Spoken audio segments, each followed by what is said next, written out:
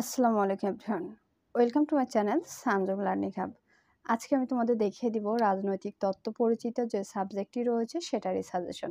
Honours প্রথম বর্ষে যারা রয়েছে আজকের ভিডিওটি তাদের জন্য। বিষয় কোড হচ্ছে 21-19-09। পরীক্ষা অনুষ্ঠিত হবে 10-9-25। তো ক বিভাগের জন্য তোমরা বিগত সালে যে প্রশ্নগুলো রয়েছে এগুলো পড়বে ইনশাল্লাহ। এখান থেকে তোমরা কমন পেয়ে যাবে। 2018 সাল থেকে লাস্ট পর্যন্ত পড়লে ইনশাল্লাহ হবে। তো খ বিভাগে চলে যায়।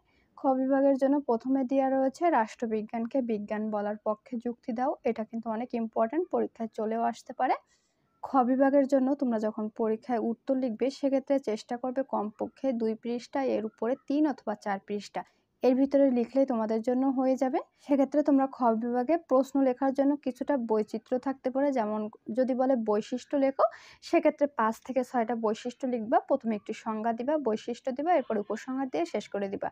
আর যদি বলে যে সম্পর্ক দেখাও বা পক্ষের যুক্তি দেখাও, সেটা একভাবে লিখবে। আর যখন বলবে যে সংজ্ঞা দাও, যেমন আইনের সংজ্ঞা দাও যে কথাটা বলে, তো সংজ্ঞা দাও বললে সেক্ষেত্রে ভূমিকা লিখবে, এরপর সেই বিষয় সম্পর্কে লিখবে, এরপরে প্রামাণ্য সংজ্ঞা মানে কয়েকজনের উক্তি দিবে, এরপরে কি উপসংহার দিয়ে কিন্তু শেষ করে দিবে।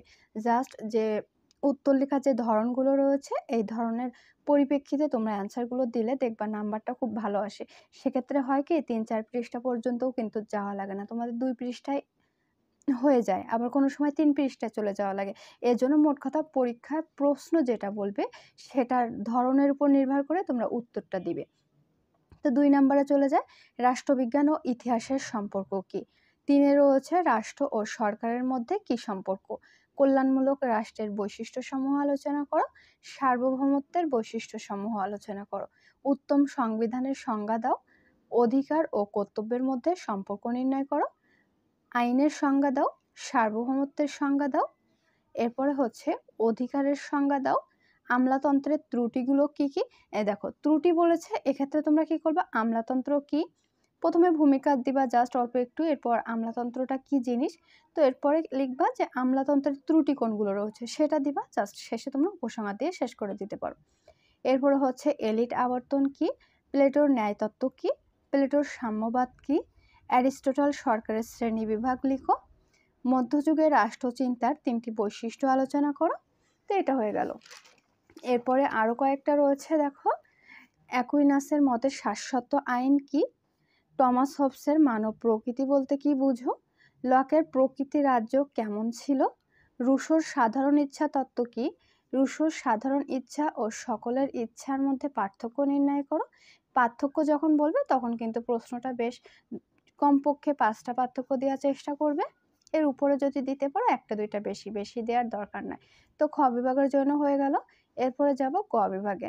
প্রথমে হচ্ছে রাষ্ট্রবিজ্ঞানের প্রকৃতি ও পরিধি আলোচনা করো। গ বিভাগের প্রশ্নটা কিন্তু বেশ বড় করে লিখতে হয়, কারণ গ বিভাগ হচ্ছে 10 মার্কের। 10 মার্কের প্রশ্নটা কেমন করে লিখতে হবে তোমরা নাম্বার দেখলেই কিন্তু বুঝতে পারতেছো। সেক্ষেত্রে তোমরা চেষ্টা করবে কমপক্ষে 6 থেকে 7 অথবা 5-6 পৃষ্ঠা লেখার। এখন এখানে বলছে রাষ্ট্রবিজ্ঞানের প্রকৃতি ও পরিধি আলোচনা করো। তো রাষ্ট্রবিজ্ঞান কি, তোমরা প্রথমে ভূমিকা দিয়ে রাষ্ট্রবিজ্ঞান কি সেটা নিয়ে একটু আলোচনা করবা। এরপর প্রকৃতি ও পরিধিটা কি সেটার পয়েন্ট আকারে তোমরা কমপক্ষে 10 থেকে 12টা পয়েন্ট দেওয়ার চেষ্টা করবে। এরপর জাস্ট উপসংহার দিয়ে শেষ করে ফেলতে পারো।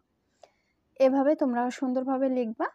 তো 2 নম্বরে রয়েছে রাষ্ট্রের উৎপত্তি সংক্রান্ত বিবর্তনমূলক মতবাদ আলোচনা করো। রাষ্ট্রের উৎপত্তি সংক্রান্ত সামাজিক যুক্তি মতবাদ আলোচনা করো। এগুলো কিন্তু পড়ার বিষয়, তোমরা অনেকে চিন্তা করো কি পরীক্ষায় যেয়ে না একটু বানায় লিখবো। তো সেক্ষেত্রে কিন্তু এই যেগুলো এক একজনের উক্তি বা বিবর্তন কিন্তু প্রত্যেকটা থেকে ভিন্ন হয়, যে কারণে তোমরা একটু ভালো করে পড়ো, কারণ এগুলা কিন্তু কঠিন কিছু না, একবার পড়লে তোমরা মাথায় রাখতে পারবা।